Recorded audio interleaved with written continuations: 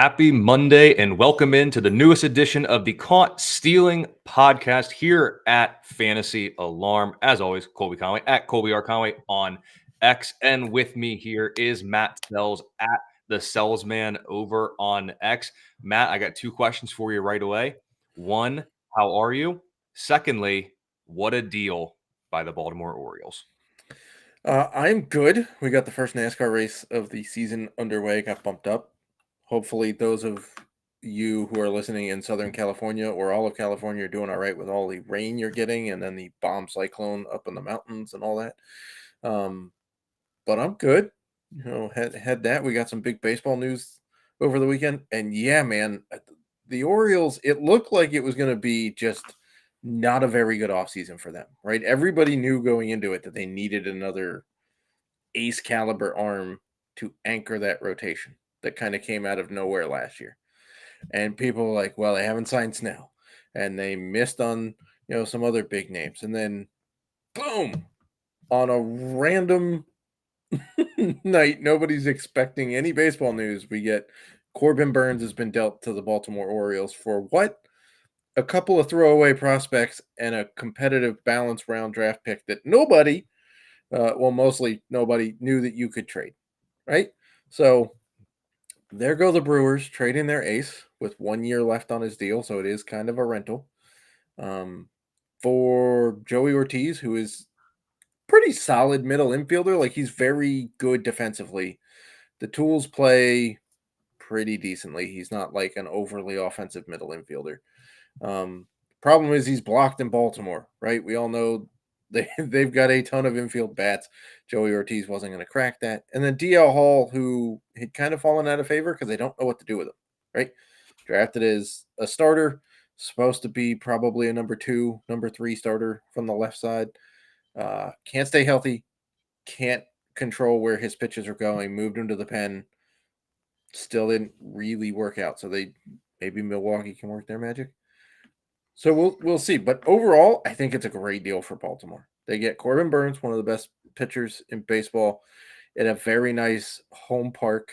They have a year to work out an extension with him. And by the way, they have new owners because that news broke too, right? That John Angelos is selling the team to a Baltimore native, no less. So we'll see. Maybe they got new money to sign Corbin Burnes, but overall, great deal for Baltimore. Still a little confused as to what exactly Milwaukee is doing. It seems like they decided to blow it up, Colby. Seems like they were like, we're not getting anywhere. Let's blow it completely up and figure out, just throw 5 dudes out there who can kind of throw a baseball. At this point, I'm going to touch on the Milwaukee side of this first, get into some of the players that they got there, and then we'll dissect the Burnes side of this. At this point, looking at the construction of the Milwaukee roster, is Jackson Chourio really the only one who's truly off limits? Like at this point, it sounds like Milwaukee will listen on everybody. Am I wrong? Like I when I was over on fantasyalarm.com over right around the time that the deal was done, I remember seeing some updates of like Willy Adames' name has routinely popped up, and they may even consider moving a Devin Williams type. Nothing may happen with that, but at this point, there are more questions than answers with what Milwaukee's trying to do with their lineup. And other than Chourio, you can make a legitimate case that they could deal pretty much mostly anybody. There are some pieces, I know other pieces that they won't, but would it really be that crazy for them to move some more pieces? No, I mean, I'm guessing they're not going to move Rhys Hoskins, right? They just signed him to a couple-year deal. So at he's least right probably now. Not. I mean, maybe anything goes in July. I mean, right. This is preseason. We're talking right? preseason, yes. We're talking before the season starts, which, by the way, pitchers and catchers show up like next Monday. So we're here. We get actual guys on baseball fields to talk about. Yeah, I mean, it wouldn't be the first time that they flipped an elite bullpen arm, right? Obviously, Josh Hader, they moved him. I feel like they keep coming up with these dudes who just throw air benders in the back of the pen. But it's very weird. I mean, this team won the division last year and won it going away in September. Everybody else fell down. Mm-hmm.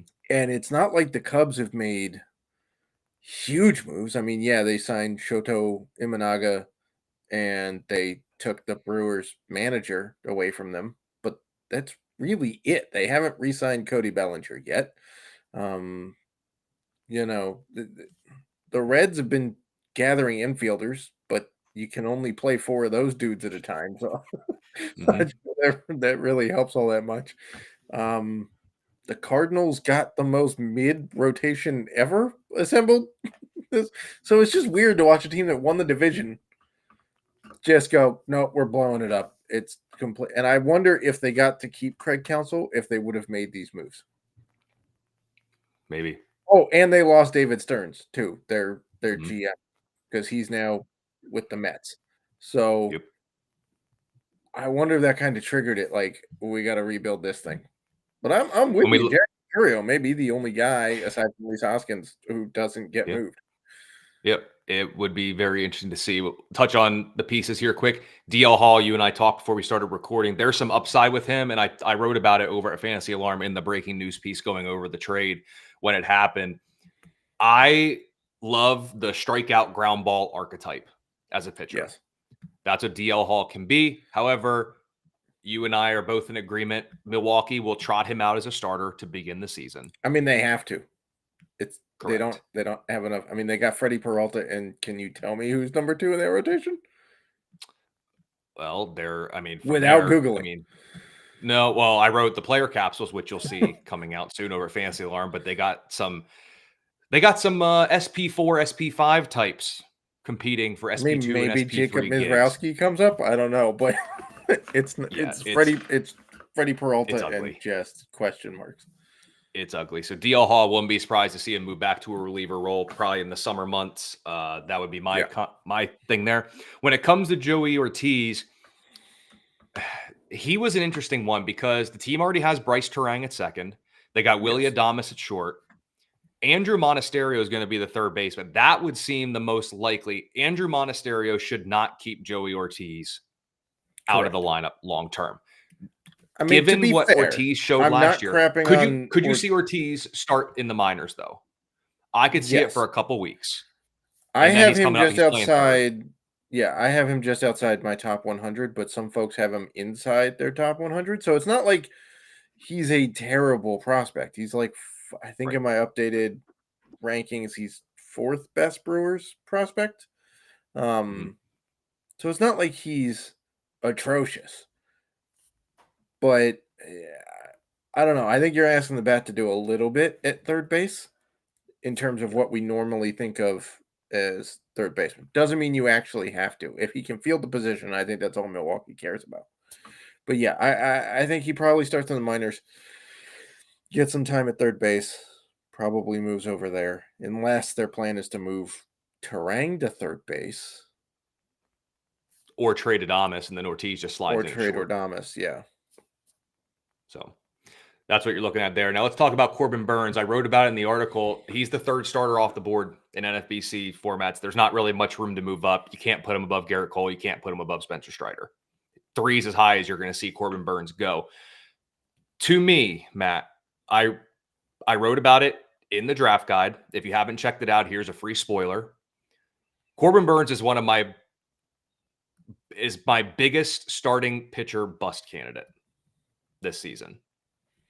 The move has not changed that for me. Sure, a little bit of a park upgrade, fine. Better offense backing him, fine.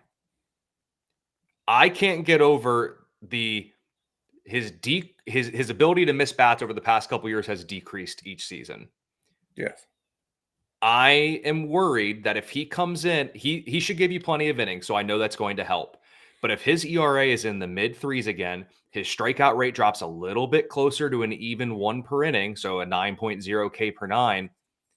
Is that really SP3 overall? I don't see a path to him at season's end being the third most valuable starting pitcher. So I think you're going into the year with negative ROI from him already.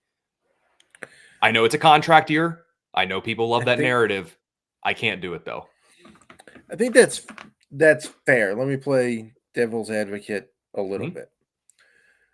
The Orioles' new front office and regime has been able to get more out of pitching than we thought possible, right? Tyler Wells came out of nowhere last year and was a quality starter for them for most of the season.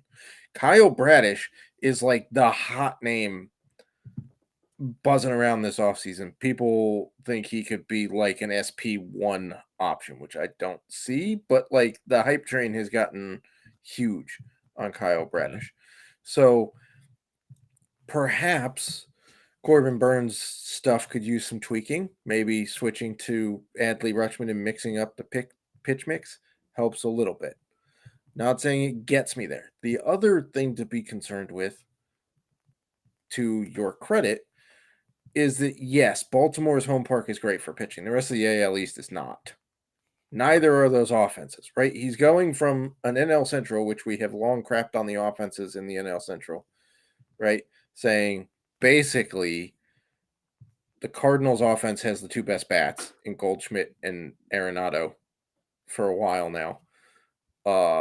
And that was about it, right? Now you're facing a loaded Yankees lineup. The Blue Jays, if they ever figure out how to hit, are pretty good at hitting. The Rays, even though they don't have the name, They're the pesky. names you think of, they are pesky and they're good. Look at what they've done with Yandy Diaz, right? Just to name one. So, while yes, he avoids the Orioles offense, I think it's a bit of a mixed bag. I could see that. I could see dropping him a few spots, and just being happy that if he produces SP1 numbers, that's fine. But I'd be happier if he produces SP1 numbers being taken as like the SP9 to SP12 off the board rather than SP3.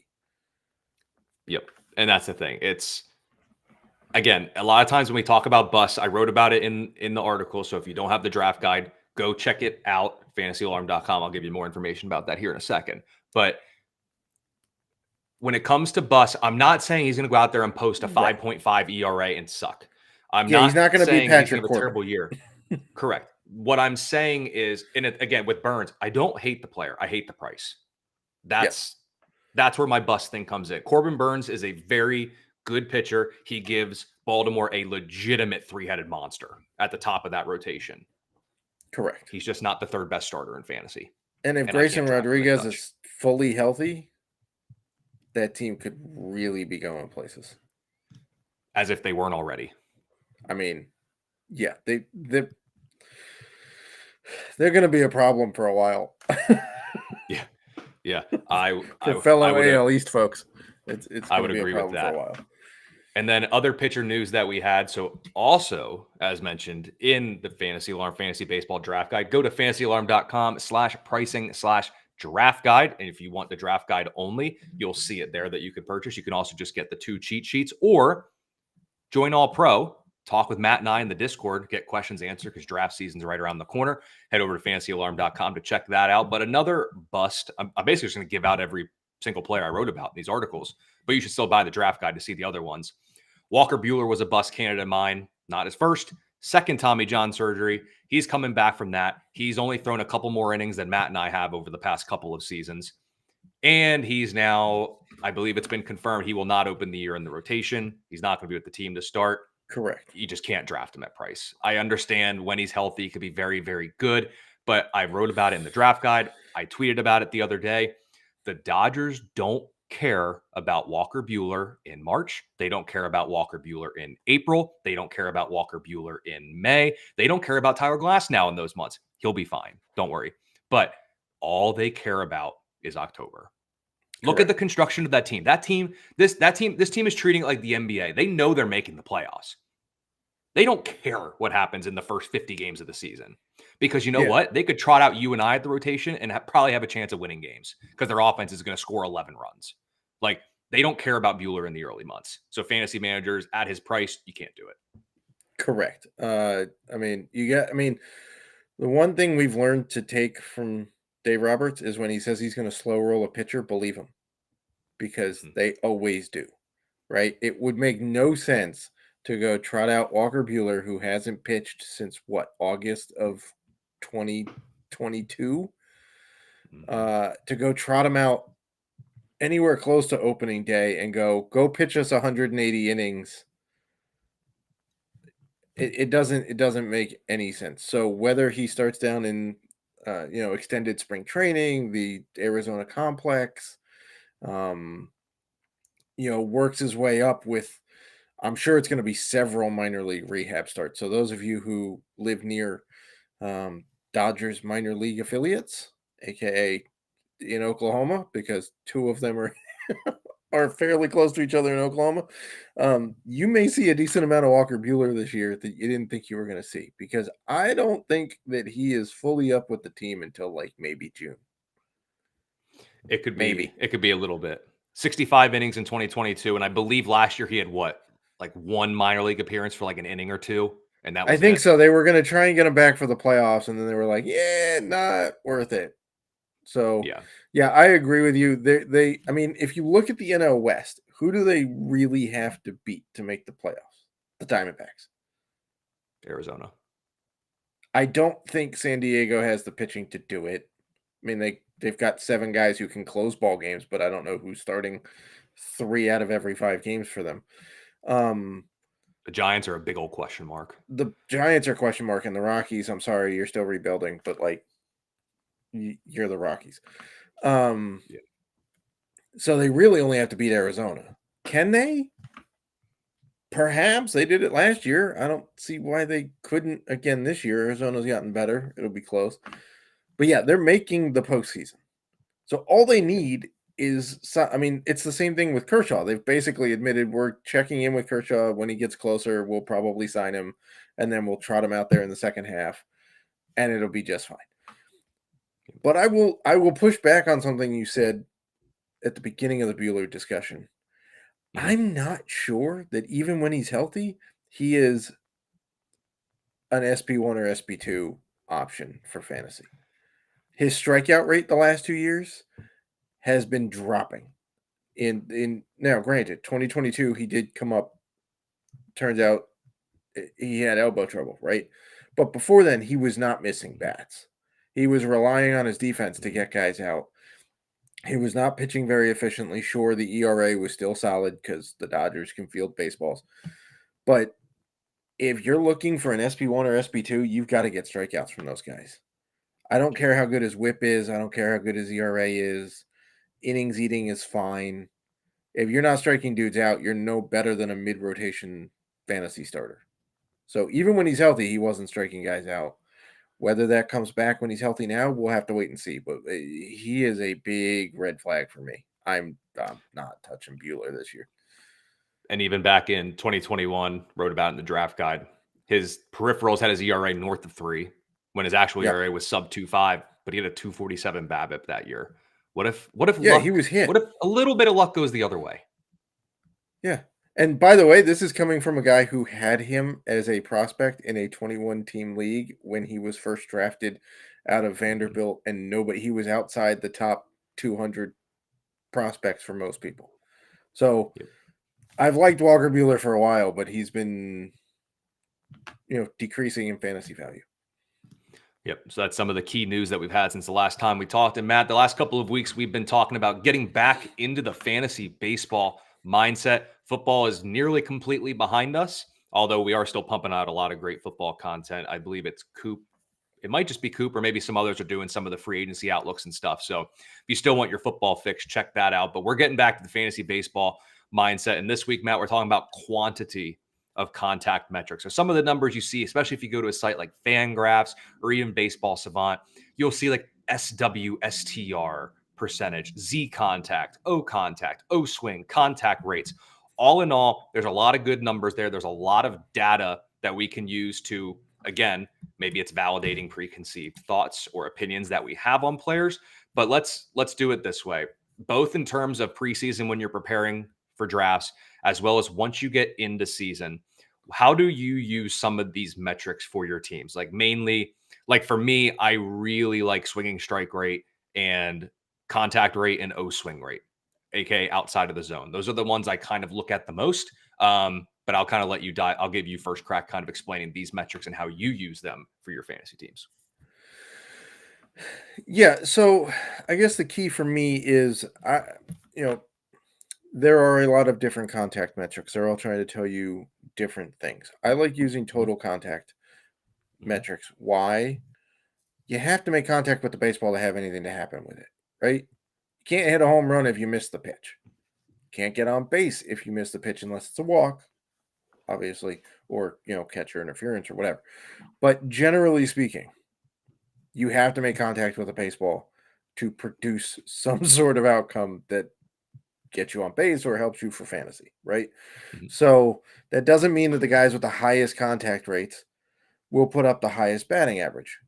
All depends on how hard it's hit, where it's hit, whatnot. But generally for me, I like guys with typically lower swinging strike percentage, right?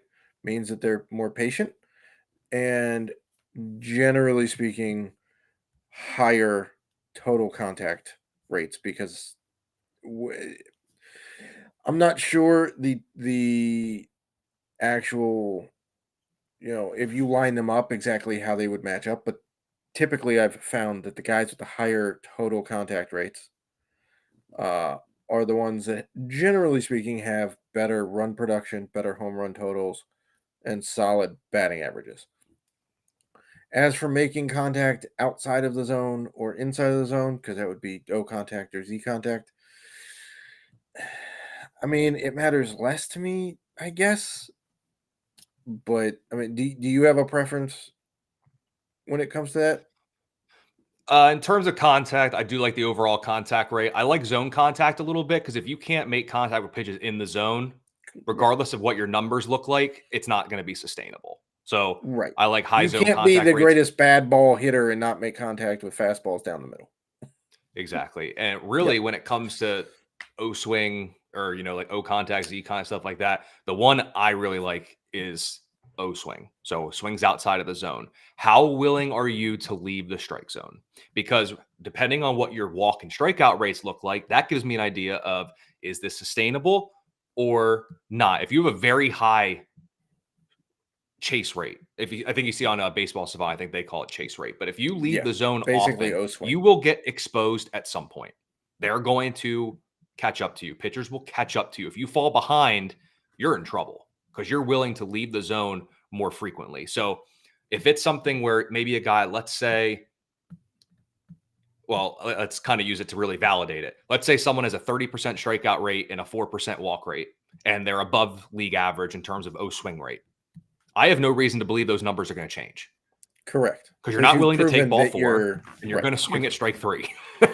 So Yeah. yeah, Not to that's mention going to catchers will validate. know this. You Oh were yeah. a catcher, right? If you saw a Oh yeah. guy who came up and was swinging like Javi Baez, right? Why would you ever tell your pitcher to throw anything in a hittable area of the zone? Hmm. Right? Why wouldn't you sit there and nibble and make the guy work for it? Because he's The proven. I mean, hell, playing MLB The Show, they do the same thing. If you swing at a mhm. pitch outside the zone, the computer is smart enough to figure out, hey, let's just keep throwing things outside. The user's clearly too stupid to take it. So why Yep. wouldn't real life pitchers do it? It was very simple, especially if they like to take the first pitch, dot a fastball in the outer third for strike one, play off, tunnel off that fastball, sliders low and away, curveball low and away, swing over top of Right. it every time. So, and then from the pitching side too, same thing goes with that. If you have a very high strikeout rate and you generate a lot of swings and misses overall, as well as swings out of the zone, that's going to tell me your strikeout floor should remain elevated. Even if it, ebbs and flows a little bit, it's relatively going to remain rather high. Whereas it's hard to sustain a high strikeout rate with lower swings out of the zone outside of the strike zone because you need a little bit of help Right. and from the hitters. Like So, it's really hard to strike out a lot of people only living in the strike zone. That just doesn't right. happen. So, turning attention, similar stat, but on the pitcher side, Mhm, there's the CSW, the called plus swinging strike percentage, right? That's been a mhm, huge topic the last couple of years. I don't necessarily prefer that over swinging strike rate. okay. Here's why. With all of the talk and all of the complaints about the refs being bad at calling balls and strikes, why am I going to base a stat off of such a high variance that people are complaining about. Swinging strike rate in pitchers I like because you got the batter to swing at it and he missed it. So it's your skill inducing a batter to swing, or you and the catcher setting the guy up. It's not, let's throw it 6 inches outside and hope the ump sucks so much he calls it a strike. And then I get credit for inducing the ump to make a bad call, which they do all the time, to the point where everybody wants eagle eye and robo umps, as they call it, including me. So that's why I would prefer to look at swinging strike rate for a pitcher rather than CSW. I understand there's merit to both, and there's, they've made points that CSW correlates very nicely to ERA. But I think there's way too much variance in, zones for various umpires, what they're willing to call from any given pitch. I mean, how many times in the postseason last year did people put up overlays with 3 pitches and 2 of them, and they're all in the same spot and they all got different results? Yep. So I'd rather look at a skill-based stat, which is swinging strike rate for me. I don't know how you come down on the CSW, but for me, it's more swinging strike rate. It's another good metric. I tend to lean towards swinging strike rate. That's the first one I tend to look at. I've had higher success with that, looking at that. And like even last year when I'm looking at Baseball Savant, like whiff rate, when you see guys that are in the 99th percentile and above for whiff rate, 5 of those, we have 6 total pitchers, all of whom are relievers, but smaller sample size, with a 99 percentile whiff or higher. 5 of the 6 were in the 95th percentile or better for strikeout rate.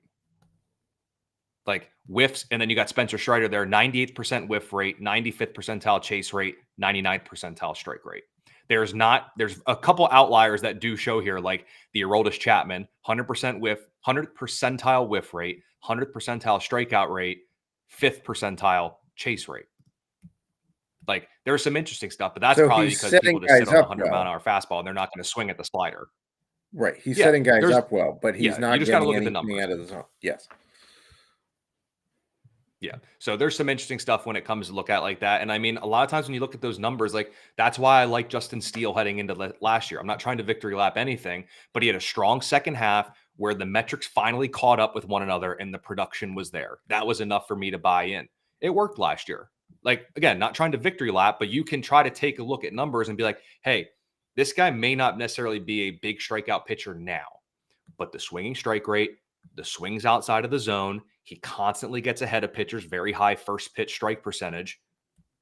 That's a pretty big component to getting strikeouts. Maybe it's just a matter of a little switch in the pitch mix, and boom, he's now over a strikeout per inning instead of hovering around 8.25. So, or per K per 9, not per inning. That would be crazy. 8 strikeouts per inning. That would be an elite fantasy. That'd be some that'd be some Chuck Norris level stuff. He got 4 strikeouts. I mean, you can get 4 strikeouts in an inning. It's happened before, but not 8. No, 8's a little. That'd be a whole lot of drop third strikes, man. Yeah, for sure. And if I'm not mistaken, Matt, in the draft guide, don't we have an article that talks about advanced statistics too? I'm pretty sure we do. I think I remember seeing it. I'm trying to look for it here, but I would imagine that they're. I know I did not write it, but I did not write it either. And even if there's not, this has you covered. So if you did miss the past couple, we talked about expected statistics, quality of contact, and now this week was quantity of contact. So make sure you check out the past episodes to see all of that there. And of course, once again, fantasyalarm.com for the MLB draft guide. Go all pro. Just buy the draft guide itself or just buy the cheat sheets. Check it out at fantasyalarm.com. And if you do go all pro, you can join our Discord. You can talk with Matt and I directly, as well as everybody else that we have here at Fantasy Alarm. And Matt, there were some questions in the Discord that popped up over the last couple of days. So I know we've answered them there pretty timely, but wanted to expound upon them a bit here. So really interesting question that I defaulted to you because it was a little too, I didn't want to answer it. So I was like, I'll default to Matt. This is his wheelhouse with the prospects and such. But Dynasty League, first pick, a roster that could potentially contend. Wyatt Langford, Paul Skeens, Dylan Cruz, Yamamoto with the Dodgers. They have the first pick. If I'm not mistaken, in Discord, you had said Wyatt Langford. So I want to give you the floor to expound upon that a little bit because it's much easier to speak a novel than to type a novel. Correct. Actually, I guess it'd be a monologue. You don't speak novels; you speak monologues, I write mean, novels. audiobooks, I guess, right? Yeah. Speaking You're of novel, gonna I you're mean, gonna verbally yes, author an audiobook right now. correct. Yes. Um, so given that the user said that his team has an outside shot of competing, that to me means you've got to take one of two guys in this discussion. You have to take either Langford or Yamamoto, because if you have a shot at competing, you have to take the guys that have the cleanest shot at putting up the most impact in the majors this year. Langford in at bats, Yamamoto in innings pitched. Okay. I understand Langford is not up with the team yet. However, assuming he doesn't get hurt in spring training, and assuming he has a decent enough spring training, I don't see how there's any reason why he's not the fourth outfielder on that roster, right? I think he's not necessarily guaranteed a starting spot, but I think you shift him in. You could platoon him with Evan Carter in left field. You could give Leody Taveras some days off and put either Langford or Carter in center field. You know, pair those with Adelise Garcia, and you're fine in outfield if you're the Texas Rangers. So Langford, I believe, is going to be up. If not out of spring training, it's going to be like 2 weeks into the season, right? If they're trying to do the we want the extra year thing. Yamamoto is up in the starting rotation with the Dodgers. However, you have to trust a bat more than an arm off the excuse the pun off the bat, right? In terms of dynasty, in terms of longevity, it's more likely you get more use out of a bat than an arm. Secondly, you remember how everybody crapped on Kodai Senga in the first half of last year? Right? Mhm. He was not great. He was, oh, look, the Mets screwed up and got, blew some more money. And then by the end of the season, everybody's like, oh, he's got an outside shot at the NL Cy Young because he figured it out in the second half. He got used to the 5-day rotation. Now, the Dodgers are likely to go with 6 to protect arms. Okay. But the other way to look at that is it eats into his innings, which Mhm. also eats into how many strikeouts he can provide, how many, shots at helping you in ERA and whip, because the lower the inning total, the lower a good ERA and whip affect your team's total. So for me, I'm going Langford. I could see the argument for any of these four guys. If you are in a startup and you want to get a premium guy for the rest of his career, you can toss Paul Skeens and Dylan Cruz in there. Obviously, they're phenomenal, right? Paul Skeens drafted by Colby's team, first pick overall last year. Dylan Cruz drafted by my team, second pick overall last year. But those two guys are likely not coming up this year. Both teams have no reason to bring those guys up. They'd rather have them season and get playing time in the minors. So I can see an argument for everything, but Wyatt Langford is gonna be special. And honestly, even in a startup too, it's not like you're sacrificing a ton long term with taking Langford compared to the Right, other two either. right. You have to go into it. If you're in a startup dynasty, you have to decide: are you drafting this like redraft, and you're trying to compete now, and then you'll build later, or are you trying to build a core that will compete in a few years? And the first couple of years in the dynasty league, you're just sitting there on talent. Yep, And that's that's the basically the question. difference between you can either take Langford or Yamamoto if you're approaching it like a redraft. Take Skeens or Cruz if you're approaching it like you have a couple of years to wait and you can stew and you still want elite talent, but you don't need them right now. Yep. I would have leaned Yamamoto, but again, it comes down to Yamamoto Langford. That's what it comes down to for me as well. And Matt, there've been some people are starting to draft early, which I love early drafting. So I'm loving that. And definitely we're starting to see some keeper questions rolling in the Discord as well. And I'm starting to notice a trend, and it happens with your team, it happens with my team. You stockpile talent and eventually you have hard decisions to Yes. make. There's leagues where we had one question this where you can only start 3 shortstops, but you have Trey Turner, Bobby Witt, Ellie De La Cruz, and O'Neal Cruz. As much as you probably love to keep all 4, you can't play all 4. So you can't Right. keep them. So we'll both answer this question. I'll kick it to you first, but how do you handle keepers in terms of when it comes to locking out positions in your starting lineup? How much does that factor into the overall decision? Yeah, so I asked you before the pod about this. Now it's a little different because Spencer Steer does have outfield eligibility, but let's say for sake of argument he didn't. He only qualified at first and third. I know, unlikely, but he only qualifies at first and third in this hypothetical. I then have Jake Burger I could keep, and I also have Noel Marte who I would like to keep, and he only qualifies at third base because that's where he played, right? So if I keep all 3, which I can because it's under the limit and whatever, but then I go into the draft having, basically locked out the corner outfield positions because I have Steer at first, put Jake Burger at third, and Noel Marte at corner, right? But the problem is you can assume that people will keep the best guys possible. But every year, even in my home league, there are shocking moves made with keepers. Guys that were keepable that were let go in favor of others.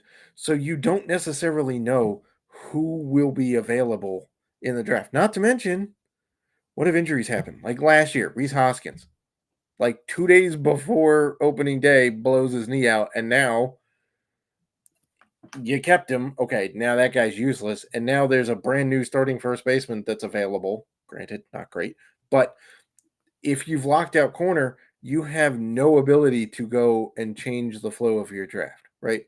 So unless it's an overwhelming value to keep all 3, I generally speaking only keep 2 guys for a position group to give me flexibility in the draft. What about you, Colby?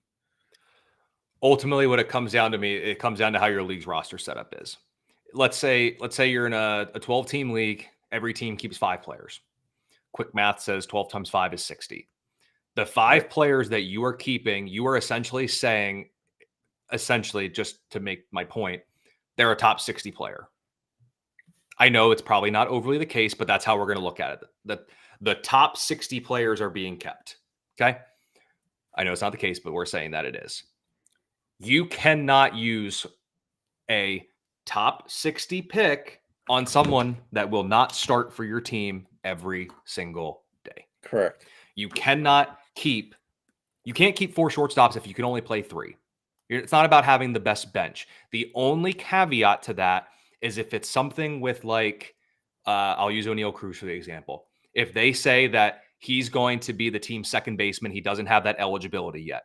Fine. You can suck it up for 10 days, play the matchups, and then once he gets second base, you can use him. But if nothing like that is happening, you cannot use a keeper on someone that you cannot play every single day. It's like if you go to fantasy football, you have 3 keepers, you can only start 2 wide receivers. Why would you keep 3 wide receivers and put yourself through hell every single Sunday trying to decide who between Tyreek Hill, Nico Collins, and Keenan Allen or Puka Nacua? Why are you going to do that to yourself? Like, it's just not worth it. So you have to look at your team. You have to look at your league settings. That's an article in the draft guide. Know your league rules and make sure you're making those decisions when it comes to keepers. You should. The one thing I try to do as well, I try to not lock up my utility spot because that limits you going into drafts unless I have an elite talent. Right. It's like locking your flex going into a football draft. It's no real point to it, right? Like if I have Mookie Betts and Marcus Semien, sure, Semien will be my second baseman. I'm not throwing Mookie Betts out just because I'm afraid, again, say he doesn't have position anywhere else, which I know he does.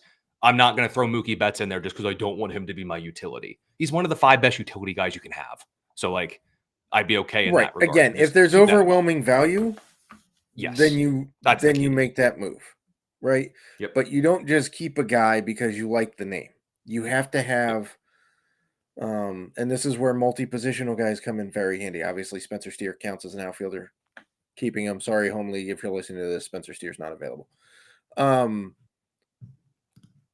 So multi-positional guys, they help you because if you keep them, now you have a jigsaw you can move around and have a flex And say there's in my home league, if there's not a first baseman value that comes up that I like, I have Spencer Steer sitting there, right? I can have that covered, and I can go get an outfielder for cheaper Yep. or whatnot.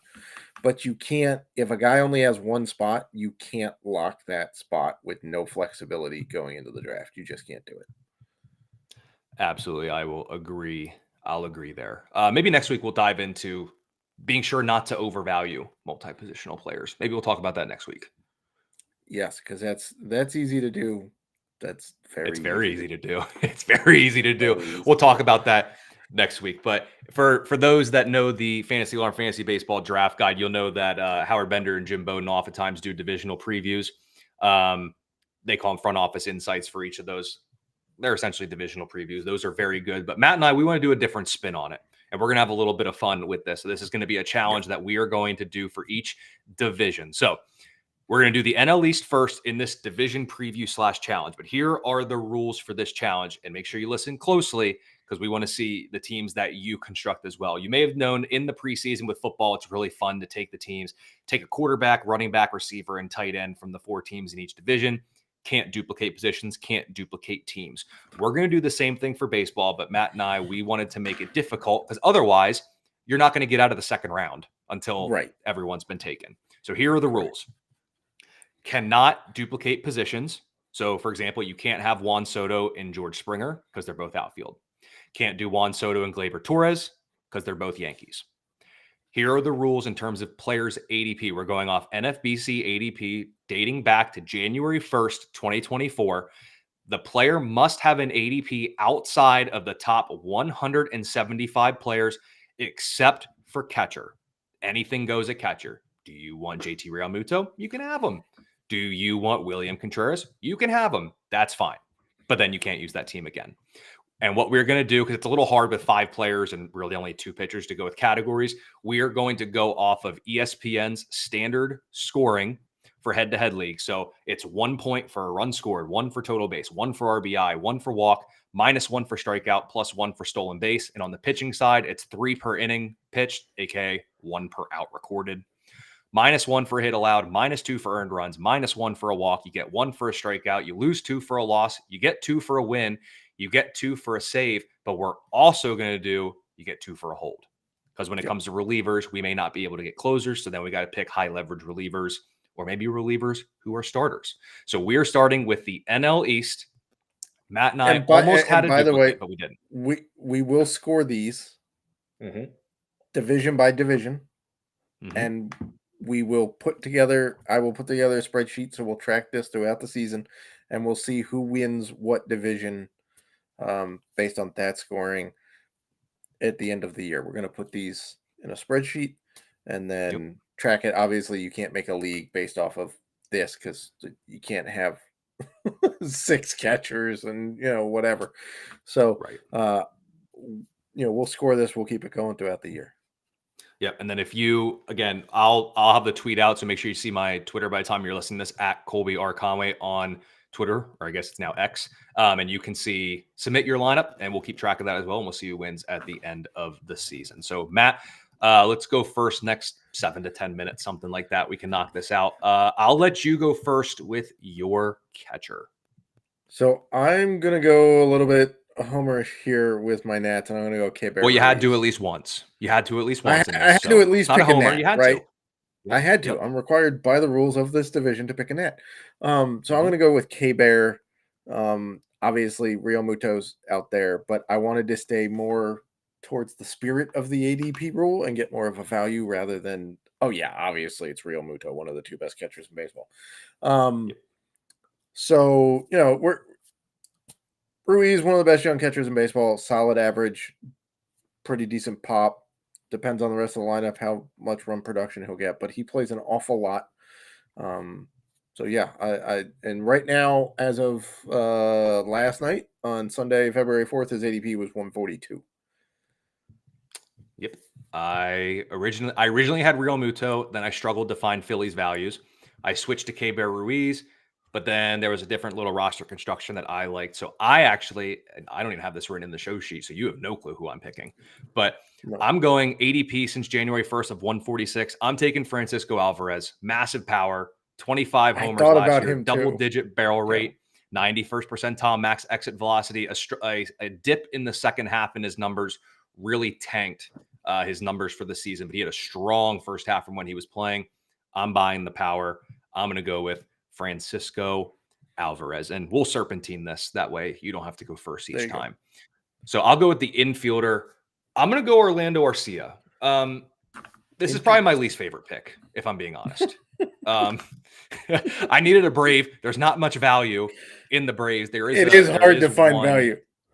There is one that I almost picked later on, but really, even if he hits ninth, I don't care. That means he's going to get pitches to hit because teams are going to rather face him than the likes of Ronald Acuna, Austin Riley, Matt Olson. Very solid against left-handed hitters, and he plays a very good defensive shortstop, so his leash should be pretty long. I'm just going to take the at-bats with Arcia. He's going outside the top 375, so I don't see anything from his numbers last year that isn't repeatable for 2024. So if he can match that, I'll be happy. Again, probably my least favorite pick of these five. So I'm going Orlando Arcia. Where are you going in the infield?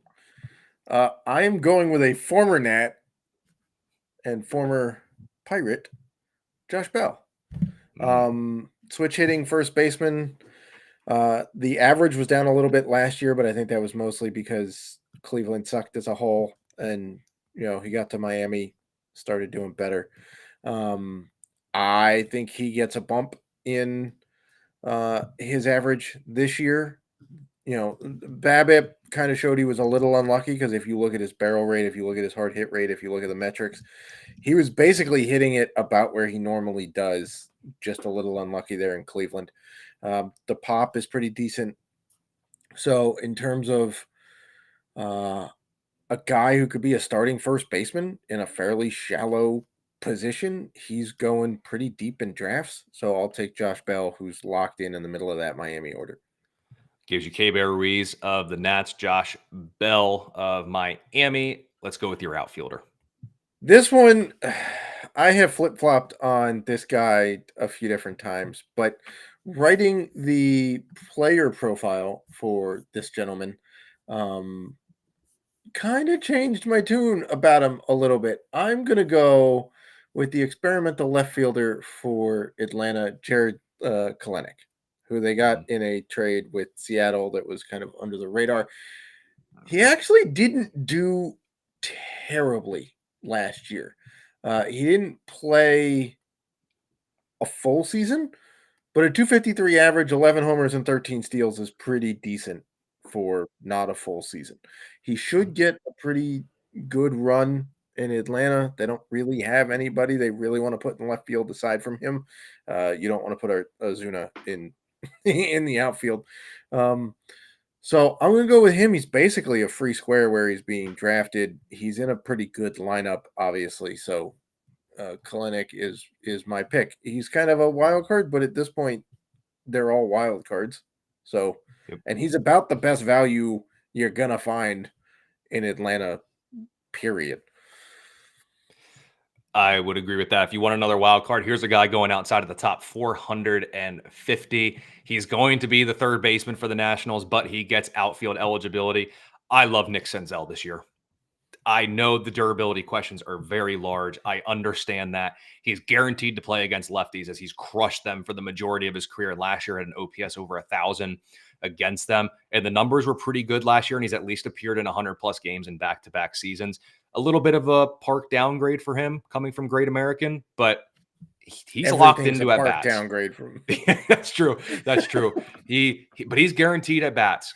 He's going to play. He's probably gonna hit just outside of the heart of the order, at least against lefties. So I like him there. And if Washington is another death by 1,000 cuts offense, there should be guys on base for him. So I really like Nick Senzel. I mean, they turned around Jamer Candelario last year at the hot corner. So they sure did. And let me go ahead and give you my starter. I talked about a wild card.